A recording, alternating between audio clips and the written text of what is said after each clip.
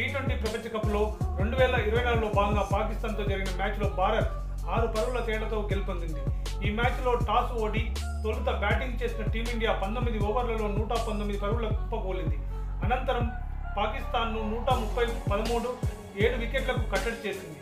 T20 ప్రపంచ cup 2024లో Bharat వరుసగా రెండో విజయం సాధించగా పాకిస్తాన్ రెండో ఓటమిని చవిచూసింది. 120 పరుగుల స్వల్ప లక్ష్యంతో బరిలోకి దిగిన పాకిస్తాన్ ఆచితూచి బ్యాటింగ్ చేసింది. బౌలింగ్కు అనుకూలిస్తున్న పిచ్పై నిదానంగా బ్యాటింగ్ చేసేందుకు ఆ జట్టు ఓపెనర్లు మొగ్గు చూపారు. దీంతో 6 రన్ రేటుతో పరుగులు వచ్చాయి. 10 ఓవర్లు ముగిసేసరికి పాక్ 57 రన్ల 1 వికెట్తో నిలిచింది. చేయవలసిన స్కోరు తక్కువగానే ఉండడం, 9 వికెట్లు చేతిలో ఉండడంతో ఆ జట్టు విజయంపై ధీమాగా ఉంది. కానీ కట్టుదిట్టంగా బంతులేసిన భారత పేసర్లు పాక్పై ఒత్తిడి పెంచారు. దీంతో చివర్లో స్వల్ప వ్యవధిలో వికెట్లు కోల్పోయిన పాకిస్తాన్ 113 పరుగులు చేసి 7 వికెట్లకు పరిమితమైంది. మహమ్మద్ రిజ్వాన్ 44 బంతుల్లో 31 రన్స్తో టాప్ స్కోరర్గా నిలిచాడు. బుమ్రా 4 ఓవర్లు వేసి కేవలం 14 పరుగులు ఇచ్చి 3 వికెట్లు తీసి పాకిస్తాన్ ఓటమిని శాసించాడు.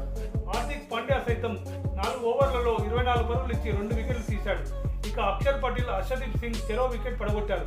అయితే మహమ్మద్ సిరాజ్ వికెట్లు తీయకపోయినా 4 ఓవర్లు వేసి కేవలం 19 పరుగులు ఇచ్చి పాక్ను కట్టడి చేయడంలో సఫలమయ్యాడు. జడేజా కూడా 2 ఓవర్లు వేసి కేవలం 10 పరుగులు మాత్రమే ఇచ్చాడు. దీంతో బ్యాటింగ్లో మెరుపులు మెరిపించలేకపోయినా బంతితో పాక్ను చుట్టేయడంలో భారత్ ప్రతిభ కనపరిచింది.